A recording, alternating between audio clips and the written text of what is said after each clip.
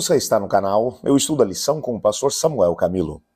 Hoje é sábado, dia 10 de agosto de 2024. Estamos introduzindo a lição de número 7 do nosso trimestre, cujo tema será Ensinando Discípulos, parte 1. O texto que serve como base para o nosso estudo encontra-se em Marcos capítulo 8, verso 34, que diz assim: Então, convocando a multidão e juntamente os seus discípulos, Jesus lhes disse: Se alguém quer vir após mim, negue-se a si mesmo, tome a sua cruz e siga-me. Quando olhamos agora para a sessão que começamos a estudar do Evangelho de Marcos, a segunda metade do capítulo 8, vamos estudar durante essa semana também o capítulo 9 e o capítulo 10. Nós encontramos agora a ênfase sendo modificada na perspectiva de Marcos, o seu autor, daquilo que seria a obra desenvolvida por Jesus. Na primeira parte, a pergunta que Marcos está tentando responder é: quem é Jesus? E a grande questão de todos os ensinamentos que são mostrados, que são apresentados nessa primeira sessão de Marcos, vão tentar responder essa pergunta. Jesus é o Messias.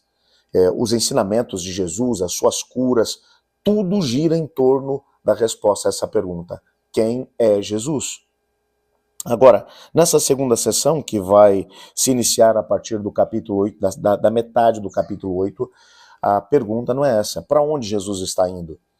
E a resposta é clara: ele está indo para a cruz. Por isso, no decorrer de todo o processo, você vai encontrar Jesus fazendo duas coisas. Primeiro, nos seus ensinamentos, ele vai colocar um foco bem grande na questão da cruz como sendo o seu propósito principal. Ele nasceu com o propósito de morrer pela humanidade e, ao mesmo tempo, nos milagres que ele vai estar realizando, ele vai demonstrar que ele tem poder e autoridade sobre as forças do mal e que ninguém seria capaz de poder impedi-lo de abraçar a cruz. Pode parecer uma coisa realmente controversa. Ele que é o Todo-Poderoso, ele é Deus, e ninguém pode impedi-lo de ir para a cruz. A cruz, ela não pode ser compreendida na perspectiva de um martírio que foi infligido sobre Jesus pelos romanos ou pelos judeus. Não, a cruz foi algo que Cristo Jesus abraçou. Ele tinha o poder e força para escapar completamente a ela, aliás, para poder destruir completamente seus inimigos. Mas sabendo que o único meio de poder salvar a humanidade era através do sangue de Cristo derramado, ele tomou a decisão de seguir o caminho da cruz. Por isso, agora, nessa segunda sessão, você vai ver exatamente isso. Tudo gira em torno da questão da cruz. Por isso, nessa semana de forma especial, além desse aspecto de Cristo Jesus mencionar que o seu caminho é a cruz, o próprio céu vai se manifestar em relação a isso. O que vai acontecer? Nós poderemos analisar o episódio da transfiguração, onde o Pai envia Moisés e Elias para estar junto com Cristo Jesus, com o propósito de poder falar com ele a respeito das questões ligadas à cruz. E provavelmente essa conversa terá sido muito interessante, porque Elias representa aqueles que foram para o céu sem ver a morte. Moisés representa aqueles que foram para o céu mesmo passando pela morte e passando pela experiência da ressurreição.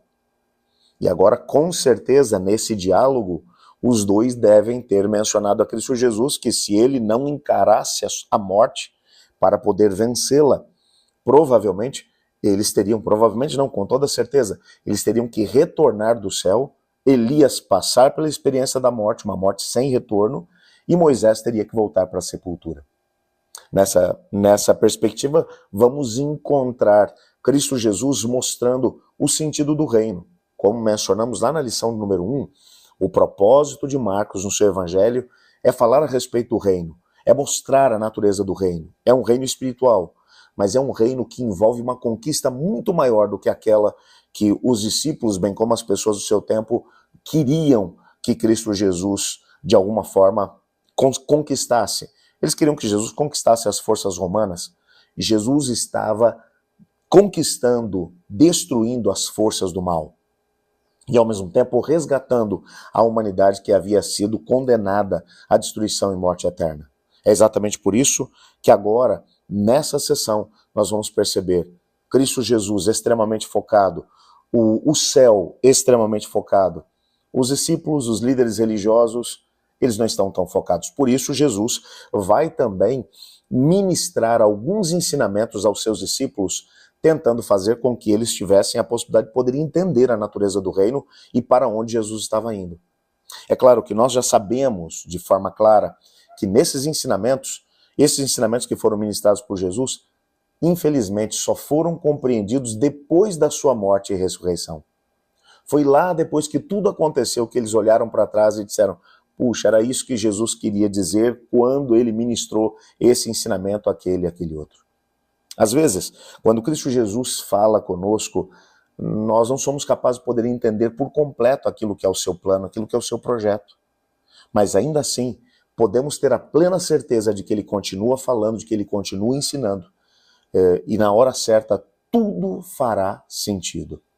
Talvez hoje eu estou falando para alguém que está tentando descobrir qual é o propósito de Deus para a sua vida, o propósito de Deus com as circunstâncias pelas quais você tem passado. Mas o Senhor Deus olha para você e Ele promete: eu sou contigo, estarei contigo todos os dias até a consumação do século. E os planos e sonhos de Deus para você farão sentido no tempo certo. Por isso, enquanto isso não acontece, espere no Senhor, confie nele e viva pela fé. É exatamente com esse sentimento que eu queria que você abrisse seu coração a Deus agora. Sei que você tem planos, tem sonhos, tem propósitos, pedidos que estão aí no seu coração. Coloque-os diante do Senhor enquanto oramos juntos por Ele.